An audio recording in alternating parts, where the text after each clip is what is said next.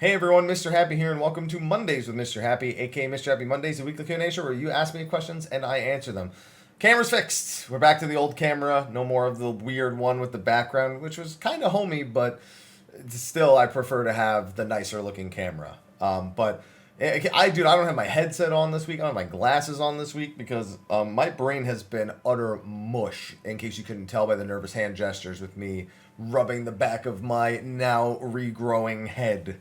For those who don't know, there's a Final Fantasy XIV X Twitch collaboration where over on Twitch, if you gift 4 subscriptions to any approved streamers while they're streaming Final Fantasy XIV, you can obtain in-game fireworks, and then for 4 of them, you can get a mount. It doesn't have to be all the same person. It can be any time in the 2-month time frame that the event is taking place.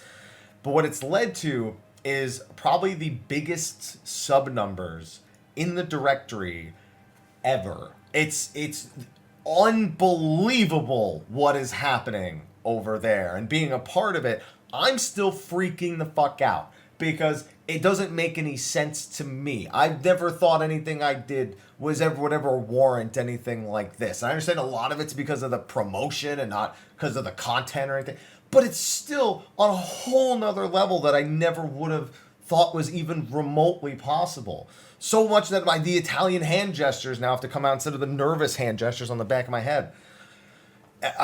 I'm humbled because I can't make sense. It doesn't matter what anyone tells me. I will never have the self-esteem nor the ego to look at what's happening over there on my end, at least within the space I'm aware of, and to be able to go, yeah, that's right. No, it's ridiculous. I can't believe it. And if you have participated over there, participated in my stream or anyone else's stream, you have done more than you know. It is insane what has been happening. So I just wanted to get that off my chest. There's one other thing though. There's one downside to this event. Very inclusive. And that has created a semi-division between the individuals participating and the individuals who were not brought in on the project in any way. But fortunately, something I've seen and something that I've been making an active effort to do is the people who are on the list are very much making sure that the people not on the list are still involved in some way. Phase Temperance hosting their own version of a giveaway. I made sure to retweet that. That allows you to support any content creator. People are running all sorts of events. People are going around and hosting and sharing the subscriptions and charitable donations, things like that. I myself am making sure to host and raid people and contribute to their broadcast, whether it be through my community or gifted subs or donations charity, like I said. I want to make sure that as much of the Final Fantasy XIV community is highlighted while there is such a spotlight on it because of this event going on right now. So that's been my own personal objective. I've seen other people joining in on those efforts as well. And so we'll do our best to take care of our own. We would have never wanted something like this where people are so, I guess, divided and excluded. But we'll do our best, those of us over on Twitch, for anyone who's wondering. Because I think everyone really wants to put their best foot forward with this. Because we're all ecstatic for each other and for ourselves, but we understand that it's just it's not great for the headspace of other people to see how this is transpiring and how the list is worked out and how inclusive it is. So we're going to do our best, and or at least I'm going to promise I will. I'm assuming everyone else will as well. So I just wanted to get that out there as well. So with that, I can move on into the semblance of the most normal thing that's happened the past three days, Q&A, I suppose. Thank you to our sponsors over on Patreon who have supported for just because they like the channel, I guess, because they don't get anything out of being over there. In fact, I know a few people were actually added to that list in the past day. Let me see if I can grab some names real quick. Kyle and Rasmus, both new supporters over there. Zever also, as well as Shelby. Oh wow, there were more of these than I had realized. I didn't even get notifications about some of this stuff. I had to click one and then get told about all of them. I guess they were all stacked in like a same email. I don't know. Either way, thank you to them. Because my new PC, I probably still don't have the names on the side because this weekend especially, I'm probably not going to get done. Thank you to our patrons of Darkness, Kuchikos on Jenova, and Kurenai Oni as well for going above and beyond. And thank you to everyone for tuning in to this week's Q&A. I'm going to do my best to get through it without brain mush getting too much in the way. So let's get started. All right, this is the first one I saw. Hashtag Mrhappy Mondays. Hey, Haps. Hope you're good. Yeah. Yeah. You too. I still can't get enough of the Endwalker music. Any thoughts on when they may release the single? I don't know when they normally release the single. I feel like that's not till after launch. I don't think they put it on like Spotify or anything beforehand or tweet it. But with the demand and the PR behind Endwalker, I wouldn't be surprised to see them do it earlier, but I wouldn't expect it until sometime, like within a couple months after Endwalker's release. Maybe early 2022. But I actually also, like you, I haven't paid attention to the previous release schedule. So if somebody else has a better idea of it, 100% comment below this video. All right, next one, hashtag Mrhappy Mondays. I noticed this one has a reply already, so I'm assuming that one answered the question, but let me read the question first. Hello, hi, lolly ho. Hello. I was listening to this week's Q&A and talk about the data center visits. Got me thinking, do you think they'll limit access to the market board? So they very specifically said that when they did world travel, just traveling between the different worlds on your data center, that they were going to watch to see how the markets were affected by everyone having access. And what they noticed is there was at most a negligible change. Almost nothing actually was adjusted or changed because people having access to more market boards. So for that reason, and they said this on stage, they probably won't be limiting that going into data center travel, but nothing's finalized. They could decide before we actually get it that yes, they do actually want to restrict the market boards. There's more concerns that they otherwise hadn't considered, but you're more likely to see maybe things like trading not work as opposed to buying things not working. I know that seems ridiculous because if you can buy something and essentially remove it from the data center, then trading shouldn't be that bad. And for that reason, who knows? Maybe they won't. But all I'm saying is that I wouldn't be surprised if they decide to limit things like that. But they've thus inclined to say that they will not be limiting this specific aspect. Hashtag Mrhappy Mondays. Hey, Haps, how's it going? Yeah. That's kind of how I'm going to answer every single person who asked that. Yeah. Hope you're doing well. My question is, what effect does setting your trial to min item level Silence Echo have for the drops when farming? So minimum item level increases the number of orchestrion rolls that drop. I kid you not. It's actually a thing. I don't think Silence Echo does anything, but minimum item level increases orchestrion drop rates. For everything else, min item level Silence Echo, the only thing you should be seeing that for, I think, is Blue Mage. No, that doesn't even matter for Blue Mage.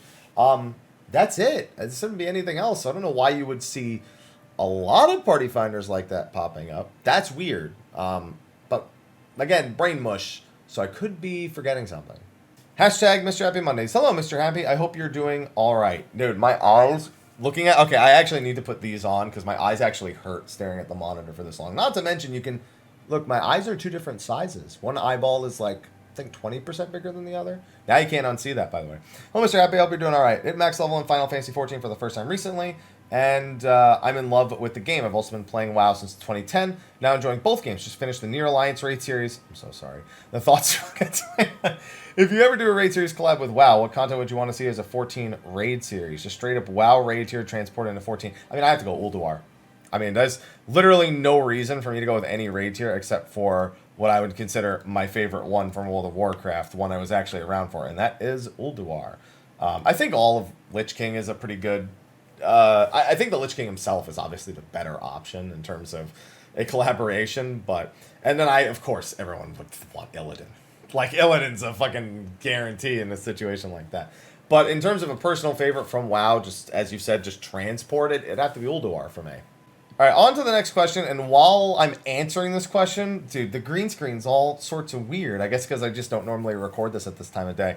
Hashtag Mrhappy Mondays. Let me do this. Hashtag, hey, Habs, how's it going? Thanks for answering my question about Origins in regards to weapons. I actually commented on your weapons video on Origins, Jobs, Weapons, Party Members video. Okay. That was the word video was a lot there. I had to read that a couple times. Anyway, now on to the question. Over the years, we have seen changes on how certain roles do damage. For example, healers no longer needing cleric stance to do damage, takes no longer having a stance, and range no longer worrying about aggro with the removal of... Well, that's not range not worrying about aggro. Quelling Strikes was a cross-class thing. Every DPS needed Quelling Strikes. That's more of a cross-class style question. It's hard to ask about saying, what do you think, do you think melee positionals will be removed? No. No, I don't even have time to fix the green screen right here, but I guess I can just ramble on for the sake of being able to...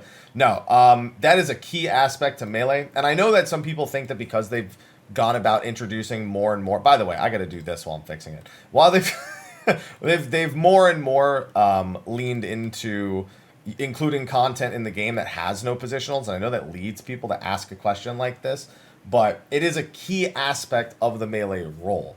The main reason why tanks and healers, for example, no longer need to worry about like their DPS stances with Cleric and like Deliverance is because essentially it was creating a divide between players who picked up tank to learn tank. So they go tank stance, worry about their defensive cooldowns, and damage was something they can maybe do if they were not focused on that, as opposed to focusing on all of those things at once. Healer was the same. You know, when you go into Cleric stance, you're making a 5-second commitment that you won't need any healing. And it was, you know, a lot of new healers were intimidated by that. Without Cleric stance, their damage is pathetic. So it just, again, led to this divide. They got rid of both of those and made sure that doing damage as a healer was a quick and easy, accessible thing to do. And for tank, it was essentially you were playing a DPS, but focused on that also, you know, was getting hit and had defensive cooldowns. That's what it eventually turned out to be. With melee DPS, that's not the case. Positionals are pretty quintessential to the entire role's identity. And they're probably not going to remove that. Whereas with the other two, they're making sure that the identity of the role doesn't overshadow people's abilities to focus on other things like damage. Now, have they gotten that balance right? No, but it's why I don't think they'll do anything like remove melee positionals or change the combos to be like all one button. That wouldn't even work the same for every job. They'd have to completely rework the way a lot of the skills work. And I don't see them ever making that adjustment for either of those things I just mentioned. Hashtag Mr. Happy Mondays. Heyo, and good afternoon. Hello, and good afternoon to you as well. This question might have already been answered, but here goes either way. Do you think the orchestrion music can be attached or linked to certain mounts in the future?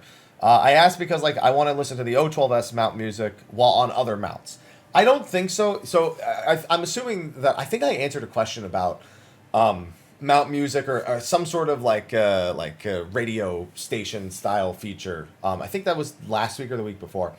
And it's because the way the music is designed is very particular, and the way it's programmed into the mounts and into the zones is very particular. And so actually freely modifying them, the game doesn't have an easy way of doing that. Now, is it possible to develop? Absolutely. I think they've even said that before. But that it's not a high priority for them versus a lot of other things, because there are a lot of technical aspects that have to go into reworking every single zone in the game. They can't just make one sweeping change. It basically has to go in, since all of them basically have this template that they use for the base of the programming, and all of that has to be tinkered with. So the odds of them ever putting the work in to do that is low. Not to say they won't do it, not to say they can't do it, but do I think they'll do it?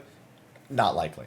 All right, hashtag Mr. Happy Mondays. Oh, just to clarify, I did mean the linking question. I don't think they'll do. I didn't just mean the radio thing. I meant also the thing you specifically asked. I don't think they would do. Anyway, back to the question. Hashtag Mr. Happy Mondays. Hey, Mr. Happy happening. Might remember my face from the stream following that announcement. Hope you're doing well. I'm all right. You all right? I am also. Yeah. And I know what announcement you're talking about. Given it's been a few days since the time this gets answered, what is your evaluation of that stream where all the subs got gifted to your channel for the Gridani and fried chocobo? It was the fat black chocobo, the BBC. Yeah. I mean, I kind of addressed it all at the beginning of the episode. I don't really need to lay upon it. So anytime you hear me go, that's a good summary, I suppose. More serious question, what kind of streamers do you actually like to see this event be extended to? Any recommendations you have for streamers in particular who, if people like your own content? You mentioned Sly a few times, at least during the stream. Well, yeah, Sly's my boy Blue. Of course I'm going to mention Sly. So actually, this event, so first of all, this event being extended, I think it just doesn't need to be inclusive. I think it's one of those things that I don't see why it couldn't have just been anyone streaming under Final Fantasy XIV. It seemed like it was a mix of like people who were brand new and people who were longtime veterans, and there was kind of just like space in between that didn't feel like it was being covered, I suppose. So if anything, if they ever do something like this in the future, just including the directory as a whole, gives everyone a lot more freedom to support who they want and doesn't exclude anybody. So I think extending it to more individuals then creates a further division if you're not part of that second wave, which I do think they should do a second, third wave if they're going to keep this event in the same format for the whole 2 months. Because now if you're not part of that second wave, it's like, it's almost even more insulting. And then if you're not part of the third wave, and so on and so forth, and it just keeps going and going and going. And there's never that real sense of did the right thing or made the right move. And I think just extending an event like that to the future to everyone who is participating, and I don't know if they feel like they really need to limit it to some degree. I'm not sure. I'm not sure what the ideology behind it is. As for more streamers and dude, I feel bad even answering streamers in particular if people like my own content, because I cover a lot of different things. The only thing I don't cover is crafting and gathering, and Ash is on that list for that. And so it's like, again, if I name people in particular, if I don't name somebody, it's not good. And it's not even because I don't recommend them. It's because right in this second, I can't remember all the names, because there's literally like dozens, plural, of people I could recommend over on Twitch for people looking to watch someone while they're enjoying the content. So I don't even want to answer that, because the answer is a lot. All right, next one, hashtag Mr. Happy Mondays, this green screen. Yo, come on. I can't record at this time of day ever. My lighting just isn't good enough for this time of day. Hashtag Mr. Happy Mondays. Hello, how's life? Yeah. I'm aware that we still have a whole expansion to see where the story goes, but do you know of any personal wishes or speculation on where it'll go after 6.0? I just want to go to Mrhappy. That's it. We got one dragon now, we don't know where they are, and I want to go to Mrhappy. That's it. That's my only ask. Just take me to Mrhappy. All right, so this question I'm actually hiding, and I'm going to answer it super discreetly because it does cover 5.55 spoilers, but it was regarding some of the contents of the field notes you collect inside of Zadnor. Those of you who have actually gotten through and read all the field notes should know that there are some post 5.55 spoilers for how the story is going inside of the Evilly space, the Bozja space. And it's a really, really weird read because it basically advances the story off screen. The notes, however, are not 100% absolutes. They're basically reports on things, so they are liable to have errors, mistakes, and of course, outright omissions. And I think that's what's happening on some of the notes, is they're basically what is public information versus what is logically probably the truth. And they even present that on some of the notes, like, a lot of people don't believe this is actually true. I think the reason why they even did that with the notes in the first place, and I do think they're canon since that is the question the person asked, is that Yasumi Matsuno has confirmed that his work, at least for the time with Final Fantasy XIV, is concluded. He talked about how he'll still be playing on his character, and he's really looking forward to see how Endwalker will, turn out. But that's, you gotta remember, Yasumi Matsuno was the founder of a company that he's had this entire time he's been working on Final Fantasy XIV. And so I think he's going back to just doing work for his own company instead of doing any more writing for this for the time being. But I have a feeling that if they ever feel the need to call on Matsuno for anything major in the future, assuming he's available, they likely will. This combination of things, the notes reading what they do, and Matsuno's tweet saying that his time with the team is currently concluded, very likely means that they're basically trying to push it into the background, and if they need to come back to it, they can. If they want to come back to it, they can. They set the breadcrumbs, they put the notes, they gave us that final ending that shows us some things that definitely leave room to be concerned with in the future.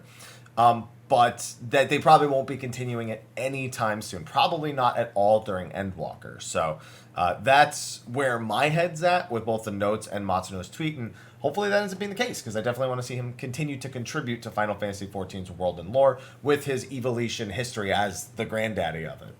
Okay, before I answer this question, I've been starting to add like lightning round answers to questions that have come before these things. There's one that asked about when they release classes for expansions. Those don't happen until early access. Early access is essentially the full release 4 days early, so you won't see any of the new jobs until then. Somebody asked about the second Shadowbringers album. I'm not gonna lie, I thought that was already out, but maybe I'm just mistaking it with Scions and Sinners, because they've had a lot of 14 albums in the last couple of years. I don't know. I don't know when they're going to release music albums when they tell us. Maybe they'll tell us at the next live letter on the 9th of July. But then we have the question in front of us. I heard you were colorblind. Have you ever tried Enchroma? So, yes, I have. And they do work. Enchroma glasses work for specific types of colorblindness. For example, I tried the red-green glasses on. I am not red-green colorblind, by the way. Not diagnosed as such. I put them on, and I couldn't believe how well they worked. So I can definitely give them a ringing endorsement for anyone who is a very common type of colorblind. Unfortunately, my colorblindness is a little more severe. I'm officially diagnosed as trypnopian in terms of my colorblind diagnosis, and But unfortunately, the damage to the cones in my eyes is so bad that I'm effectively all kinds of colorblind. Like, I can't do red greens, I can't tell blues and purples, yellows on whites I can't do, yellows and greens I can barely do. Essentially, the only way I can tell the difference between things is how different their contrast is. It's like a really dark purple versus like a sky blue. Like, I can tell that one of those is... Actually, that's probably the worst example, because the purple I might not be able to tell. And then the blue I might mistake for something else. I can't do like teals or magentas or cyans. I can't see. Those don't make any sense to me. I literally don't understand those colors. Because I can't see them the same as everyone else. So, and Chroma doesn't make hey, your eyes are really fucked. There's no chance for you glasses. So, if you have a very normal type of color blindness, endorsement. If you don't, then you can either not buy them or buy all of them. And every time you want to look at something, just swap the pairs. I'm not going to take that route. Hashtag Mr. Happy, I hope you are doing well. Well, I guess if you're not here for the Monday Q&A, then I don't have to answer. No, I'm kidding. Lolly hello ho. That's a near reference. You doing alright? I'm doing alright. I'm sorry. Yeah. Satoshi P said in an interview his favorite zone is the surface of the moon. I caught that. Do you think there's a possibility Labyrinthos is inside of it? No. Labyrinthos almost certainly is over in Sharlayan itself as a doomsday bunker for the Sharlayans. I do think there's either a dungeon or another zone inside of the moon, which is a perfectly normal thing to think if you played Final Fantasy IV, or just because you heard him say surface of the moon and went, all right, I see, I understand. You shouldn't have said surface. That was too much. It was too much information. But no, Labyrinthos definitely, I think, is in the Sharlayan homeland. All right, next one. Hashtag Mr. Happy Mondays. Hi, Mr. Happy. I have 2 questions about general gameplay mechanics that I was hoping you could answer. Sure, I can do my best. One, I've been playing this game for a few years. One of my biggest minor gripes about the combat is when my target either moves or is moved through my character, the game will cancel my current action and basically make me lose a GCD. Yep. It's most noticeable when I play caster or healer, but it's happened to me as a melee quite a bit. So wondering what exactly the causes this to happen, and do you think it's something that devs could fix? So what's basically happening there is no matter how good your connection is to the game, there's always going to be a latency between the action that you're trying to execute and the positioning of the actual enemy. So normally, if you have auto face target on, this is far less likely to happen. It still does, but it's way less likely to happen, as opposed to like turning that feature off altogether, which is very likely to make it happen all of a sudden. It's essentially the monster moving through you at just the right point where it's behind you, as you said, it moved through you. Thus no longer in front of you, thus even though you've queued up the action, by the time the server gets that information, the monster's positioning on the client side is in a spot where it's unreachable or out of your line of sight. So do I think it's fixable? 100%. Do I think it will be fixed? No. Only because it does require some very, very deep changes to the way their infrastructure works for the way the client and the server communicate. They've done things that help that before. I don't know how much of a priority this particular thing is for them, and thus I wouldn't expect a change to that anytime soon. It's definitely fixable, but it's, and not even necessarily fixable, but at least the window with which this happens can be drastically reduced, because it feels like it's a wider window than it should be now, even when your ping is really good. So I just don't think they'll adjust that anytime soon. Why does weaving a potion tincture between GCDs feel so much less responsive? Because it is. I don't know why, though. I feel like they've explained it too, but I don't know why it's less responsive. It just is. It incurs a longer animation. And you know what? Maybe that's the only reason. Maybe it incurs a longer animation, but they could fix that. Come on. So yeah, there's got to be a deeper reason, and I'm sure they've explained it, because I'm almost positive that I remember them doing so, but I have no direct answer for you. All right, lightning round. The question before this asked if I thought they're going to add more rewards for platinum coins. I think they won't, but they could. They said there's platinum coins from Zadnor. They just felt were not super well utilized. I kind of agree. I think the only thing that really needs a reward restructure is probably Delibram Savage, because it's not going to age well. I mean, people still do it because they want to do it, but it's not like BA where people feel pretty good about walking out of BA when they've done it with a large group of people. Every time. I made pretty decent gil off of that. Even still good. Then the question in front of me, hashtag Mr. Happy Mondays. Hi. Hey. Hope you're having a nice day. Yeah. Yeah. As a new player that joined 14 when Shadowbringers launched, this is my first time with a relic grind. I think it's fun, but it really sucked that the lost actions have limited uses, and you very rarely get them by playing casually. So I found myself ignoring the system. Do you think there's a problem with the system, or just me playing mostly solo? Well, I'd like to say that playing solo is not necessarily the deterrent. Not wanting to do it is the deterrent. I very often go and solo farm the more reasonable ones, skill fragments, awakening fragments, Bojan clusters. Those are all pretty reasonable to do, even if you're not on a job that can like mass AoE them down, to at least get a few to get you through some basic content. But it's a matter of, do you want to? And that's why when I talk about the 20-20-20 step or any of the relic steps, I talk about grinding monsters in between objectives or even dragging monsters into objectives. As long as they're not super high level 4 or 5 monsters that start one-shotting people, it's not unreasonable for people to just AoE if you just grab all the Magitech mobs in the area and bring them in and get them AoE'd. A lot of times people will do that because it's just free clusters while they're doing whatever they're doing. More so in Bojan Southern Front than in Zadnor, I find. So that doesn't mean that it couldn't be improved, though. Maybe too many types of fragments, so it's too intimidating for a casual player to farm them. I think that's a reasonable piece of feedback that you might resonate with. And that could be something to improve. But that also then means a wider array of actions. Either they need to lessen the number of total actions or make it somehow so that maybe you can choose which action it turns into. There are definitely ways to improve the quality of life that maybe aren't in tune with what they want to achieve out of it. This is the little bit of RNG they get in the game to kind of encourage people to stay and grind. And it's even that, it's very little. But they might value that a lot as a tool for, I guess, prolonging the content. Not something they normally have to do too much. They normally do weekly caps and whatnot. But with this, because they aren't, that seems to be the way that they do it. Effort with a little bit of RNG and yields result A or B. So I think it's a little bit of both. I think you just don't want to do it, and that's the bigger problem right now. But that the system could still use updating that makes it more approachable without 40 different kinds of forgotten fragments in the future. Hashtag Mrhappy Mondays. Hello, Haps. You doing all right? I'm doing all right. I'm doing... Yeah. Long-time viewer, first-time asker. You've spoken multiple times about wanting to open up Mrhappy. Hey, in this video alone. And over time, it's also piqued my interest. What do you find most interesting lore-wise about that area, and what would you especially like to see and experience there, if and when we have it as a playable area? One big thing I actually want to see is more of how Azim affected the area. We have some idea. We do get peeks into that, into Azys Lla, which does borrow a lot of Mrhappyan lore. But also, there's one missing dragon. I bet they're there. And it's basically considered to be like a war-torn... Like, basically, they make it sound like it never recovered from the Allagan War. And I want to see what that did to that environment. We've largely kind of like... Allagan still affect Eorzea and Aldenard and Authard and all those areas that they had influence. But they no longer look like they're purely war-torn. As opposed to Mrhappy, which sounds like that's still the case. It's basically a nigh uninhabitable area, and the few people that do live there are very, very not friendly to outsiders. And I just want to see what that looks like. An area that never recovered from a war 5,000 years ago still suffers. That means the civilizations there suffer, and we see that because obviously we know some of the civilizations were brought back to Azys Lla. We don't know what Allagan structures were left behind there, what weapons they left behind there.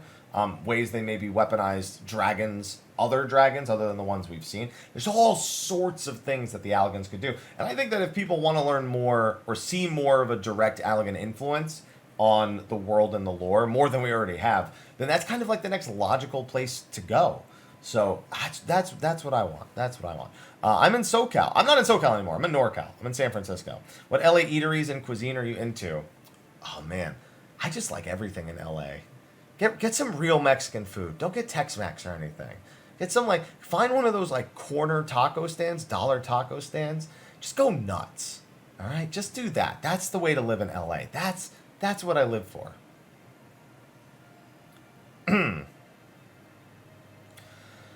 Mrhappy Mondays. Hey, Haps, how you doing? Yeah. Which older trials do you want to see be the next Unreal? Ravana. I actually am very confident the next one will be Ravana. I have no reason to be confident, but I am. So that's my answer, Ravana. As for the rest of Heavensward, no. Thornton's going to be a disaster. Bismarck I don't think anyone wants. Sephiroth, great fight, but as an Unreal, I have to do that shit every week. No. Sophia, Zervin, Nidhogg, I think would all be viable in terms of that. But I'm most excited about the idea of the very easy fight, but very fun Urbano. Alright, hashtag Mr. Happy Mondays. Howdy, Haps. Hello. I have a friend who's been doing ocean fishing and posted a picture of Discord of a person catching around 30 to 50 more fish than anyone else. Yeah, so there are people who, this is known, people who do actually bot ocean fishing. They use a cheating program and they bot at the same time. I've seen people calling people out on the docks for doing it, but effectively they just skip all their cast times. They literally just reel cast, like every single fish. And it's not just the instant fish, like it's every single fish. This is known and it is reportable. So I would report that person if I were your friend. All right, so I actually read this question in advance because, well, sometimes I do that, but I noticed that, I just noticed like the punctuation and I saw that part of the beginning wasn't in English. So I always try to read questions that I think come from people who may not natively speak English first. So I'll TLDR this. This question is, why do I think leveling in dungeons will be faster than leveling in Bostian areas? So there's a lot of reasons why. With a full pre-made, and that is a very specific thing that I want to indicate, that when Endwalker comes out, 70 through 80 will definitely be faster with dungeons. Now, this person hits on a lot of the reasons. For one, we do have an EXP earring. Not just that. We have rested experience points. We have free company or your squadron buff, whichever you have that's higher. We have the food buff. The armory bonus is going to be buffed from 50 to 100%, which will also be true for Bozja, but that's the only thing that Bozja is going to get in terms of health. Now, those are the mathematical reasons. If you have a pre-made, you can guarantee instant queues. You can guarantee really fast dungeons. Blitz through it like that. That's definitely going to be faster than Bozja. However, for solo queuing, you're definitely going to want to do Bozja instead. Bozja is going to have a potential issue with the launch. So we all know that the scaling of skirmishes in Bozja is a little wonky. I understand how it works and how it's programmed. They've explained it to us before, but that doesn't make it do any better. And then people are going to be just spamming skirmishes. You probably won't even see people going to Castrum or going to Dalriada because that's going to be a big payoff, but they could also just spam the skirmishes the whole time. And I have a feeling that's just going to be more popular for brain dead leveling. And if that's the case, skirmishes are all going to scale up. And if there's anything I've learned about people inside of Bozja, they don't fucking try to kill shit fast. On top of there being people who just don't understand how to play these jobs because they're brand new, there's also people who just don't use essences, who don't use actions, who don't use anything. And now you're gonna have all these skirmishes massively scaling up, and that's gonna be a problem. Also, there will not be people spawning critical engagements as frequently. The way critical engagements are likely gonna be spawned when Endwalker comes out during the leveling craze with Reaper and Sage is people are gonna have to drag 4th Legion mobs into skirmishes. Because odds are no one's cluster farming, which means if no one's cluster farming, barely anyone's killing 4th Legion mobs. If people don't kill 4th Legion mobs, you don't get critical engagement spawning. So there's a lot of things that add up, both just the way that these areas work versus the way you can speedrun a dungeon, versus the way people just seem to act. Maybe the first day or two won't be so bad because the really hardcore people will be in there to offset it. But as the week goes on after launch, during early access and the actual launch week, it's going to get slower and slower. And that's not good. All I know is I can definitely get from 71 to 80 in like just a few hours. And I'm definitely going to be doing that. That's what the plan is. Hashtag Mr. Happy Mondays. Hey Haps, hi. I recently cleared UCOB and my biggest hurdle was recognizing nail quotes. I had to rely on callouts from others for most of my prog. My question is, should the devs go back and add voice lines? Is that even feasible? I know many of the people I play with ended up using triggers for the first time for the nail quotes. I'd be lying if I said I wasn't tempted myself. For the nail quotes, by the way, for advice, there's only like 4 or 5 words you need to be able to recognize. I think it's like steel, on high. No, it's not even that. It's been so long since I've done it. If I actually saw all the quotes again, I'd be able to identify them at a glance. Steel, I know, is Iron Chariot. Descend on high. I think descend means it's the jump to a random whatever. Besides the point, not answering the question. The question is, do I think they will? Do I think they should, actually, is the question. I wouldn't be opposed to it. There's no reason to be opposed to it. More voice lines in raids is a better thing, like 99% of the time. Is it feasible? Probably not, because they probably want to cast somebody who's adequate for the character.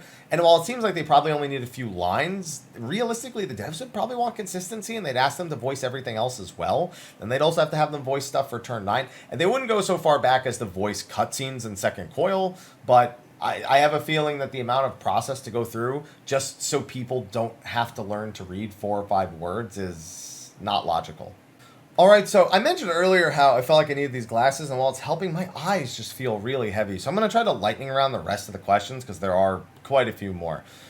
There was one that asked about giving certain jobs dots. I think if a job doesn't have a dot now, it doesn't necessarily need one. But in Shadowbringers, they've done the whole dot with a long cooldown, things like Shadowfang and Sonic Break. And I wouldn't be surprised to see them continue to explore that in the future with existing jobs or with Reaper and Sage. So I'll say maybe. That's something that I think is pretty feasible. Somebody asked about raiding and EU servers. I don't know anything about the EU servers. I'm super. But you're actually moving to EU from the East Coast. No, I think if VPN, yeah, I think with data center travel won't really matter too much. But I know people. I mean, Sophia's from New Zealand and raids in NA, so that's actually probably gonna have better ping than you're gonna have. But I think you probably just want to get a VPN and try to stick with the same team you have, even though you're moving to Germany from North America and raiding on North America currently. Then this next one was, what version of OBS do I use? OBS Studio. I would never recommend Streamlabs OBS unless you are running a 2 PC setup. Because Streamlabs OBS on a 1 PC setup eats PC resources. It is not a good thing. Secondly, what are you doing with all your video files? MP4s. I largely stick to MP4s. They're a little larger, but I prefer it for quality's sake. Most of the time, I just honestly stream and then I download the streams off of Twitch. But not everyone has that same ability, so I'd recommend, MP4 is what I normally do. But I also have a ton of storage here, and I do wipe it occasionally just to make sure that I don't overflow. Because by the time I've uploaded something, the footage is present somewhere, at the very least. So hopefully that answers both the questions. Quick question, remember the cruelty mechanic from the 3rd boss of the last Nier raids had a problem? Oh, you're talking about the epilepsy issue. Know if this has been addressed? Yes, they did patch that so that it was less for people. I'm not going to change the warning on my video for that, though. So I'm glad they fixed it. And thank you for asking that. Yeah, they put it in one of the patch notes that they had adjusted that specific mechanic. Let's see. There's Glamour talking about moving more towards a WoW-like dressing room. No, they literally haven't mentioned changing the Glamour system at all. I think they should, but I don't think they will anytime soon. They really need to change it. It sucks right now. Final Fantasy 11 is a better Glamour system than 14. That's crazy. All right. Am I planning to try out PSO2 New Genesis? Yeah, when there's content. That's it. There's not even a casino. That's like one of my favorite things from the original game. So like December, maybe. Oh, that's a lie. I'll be a month into Endwalker. Next year. Next year. Let's see. How you doing? Diadem and Ishgard. No, Diadem and Ishgard won't go away in 6.1. Actually, in Ishgard's cutscenes, they tell you, even though we're finished being rebuilt, we'll still gladly accept anything you want to contribute, just to set it up so it won't go away. So no, you're going to be fine for Diadem and Ishgard. Then there's another one here. How long does it take to get a full set of 525 Blades armor? Less than a day. It's super easy to get platinum coins. Just run Dalriada over and over again, and you'll have it in no time. So yeah, and then you asked about, at least we used to be able to cap tomes. You cap tomes pretty quickly. I do a lot of Delubrums. That's where I get my tomes. You don't cap it super quick, but we also don't need it that bad. And there's so many ways to cap nowadays. I'm not even concerned about it. When Endwalker comes out, do you think Crypt Lurker, Tombstone Gear bought with Poetics? Yeah, anything that's currently on the vendor now will be Poetics gear come Endwalker. There you go. Then the next question was, first question is, why Alliance raids don't drop weapons as loot? Because they already have so many other weapon options at that time. They've already had weeks and weeks and weeks for Tombstone weapons. They unlock them fairly shortly after. They also have, the primal weapon that comes out around that time that they'd rather people focus on. They usually do a weapon series where they do the upgraded weapon, and then they have a savage weapon. So they just don't want to do any more on top of all of those options. Minstrel Palette Extremes, related to MSQs, had a different title than the Extreme. Why didn't they rename SOS to Minstrel's Ballad something else? I don't have a good answer to that. I wish I did. Probably a lightning round question. This person said, when are you supposed to fit Saber Dance into your opener as a dancer? So I think it's... Sorry, I haven't actually played Dancer much. I've been playing so much Monk as of late.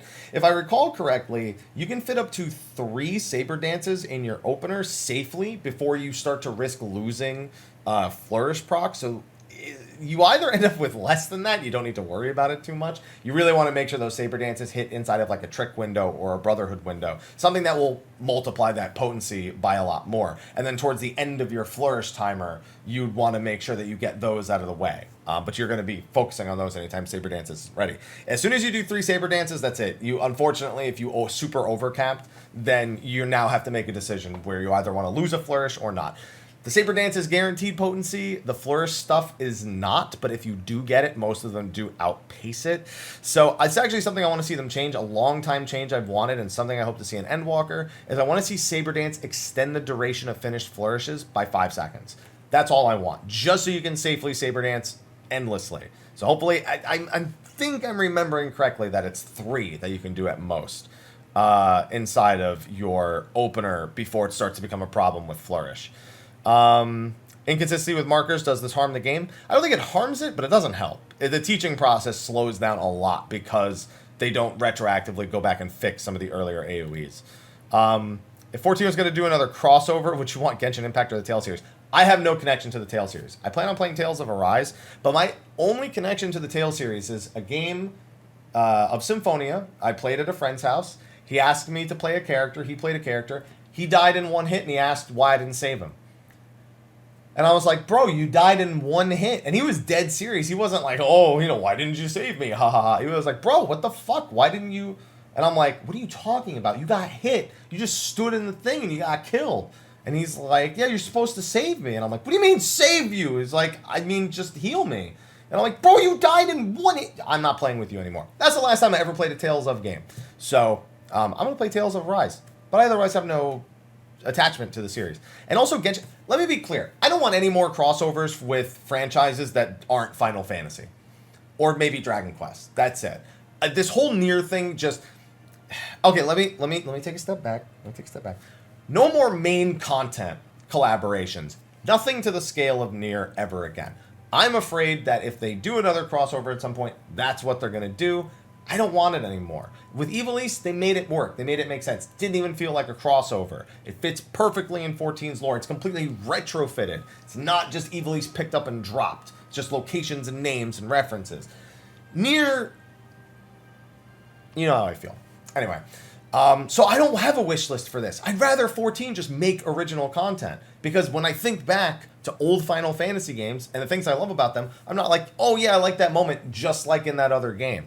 I'm like, I like that moment because it belongs in that game, and I'd like to see 14 continue to do that. Use your Final Fantasy references as the franchise has, but don't do any major, like, other outside world game collaborations for, like, 24-man raids. The Monster Hunter thing is the extent of it for me. That's, like, as far as I want to see them go with any collaboration in the future. Now, with that, what reasonable chance do you think they could work with 14? Do you think they could do just Monster Hunter again? Don't do anything else but Monster Hunter again.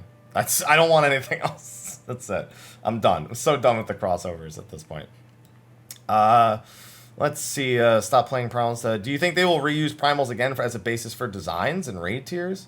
You mean like Eden? No, I think we're deliberately moving away from that. When it's relevant to the lore, sure. They've done a pretty good job with reusing them in the past and making it not feel like just a cheap trick, I suppose, but I think we're very much moving away from that, and I think Endwalker is trying to get us off that path. Then there's another one here. Why did Square decide to weirdly skip over Gabronth? Oh, this is another one about the field note thing. Yeah, I covered that in the earlier answer. Somebody asking, where do you write the questions for the weekly Q&A? Hell of a first question for your weekly Q&A. Because that is now your first question. Can't say first question anymore because that was your first one. Should they utilize our job crystal as a means of added stats? If you mean customizable stats, no. Our job crystals already give us more stats. So I'm assuming you mean something else because they already give us more stats than the classes do. So maybe you mean like they can drop from raids, like upgrades to them and things like that, like side grades maybe. No, I don't see a point. I mean, gear is so linear in this game anyway. It just would make an extra piece of loot I'd have to collect every 7 months. I don't see any value in it. Let's see. Then there's a question about Summoner. So gauge. So I guess I'm not sure I really understand the question. Are you saying that they can summon the full summon like you do with the Magicites in Heaven on High? No, I think they'd still be smaller, but they'd just be more shapely, I suppose, would be the way that I would put it. What's another one here? Would you do a 14-player tries WoW? I played WoW before. There wouldn't be anything special about that for me playing WoW. Be like, haven't played it in years, and fuck that, playing 14 again. Video done. And then actually that was actually close to the end. And then there was one about all the theory about all Final Fantasy are set in the same universe. They're not. I don't waste my time with silly theories like that and like the Squall dead theory. I don't waste my time. That's way out of the capacity of which I want to use my brain for something that matters. Not at all. It does literally nothing to further the franchise or anything. So for me, that's going to be a big fucking nope, personally. And I think that's all the questions I wanted to get through here. I think there were probably some other ones that didn't have hashtags, but I don't see them on a quick glance through. So that's going to have to be the last question I answer for this week's episode of Mondays with Mr. Happy. Thank you for asking any questions that got asked and answered this week. There's definitely one that somebody's asked like a couple weeks in a row, and I didn't have an answer for it, and I don't see it, and so now I hate myself. That's not true, but that's sure, why not? We'll go with that. I can't take it back anymore. So anyway, thank you for asking this episode. I made it the whole episode before my brain turned to mush. This is the moment. We're leaving this in. Thank you for watching. Be sure to like, favorite, subscribe, and share, and ask your questions for next week's episode of Mondays with Mr. Happy, where hopefully I have a brain. So anyway, thank you for watching. I'll see you all in the next one. And until then, take care.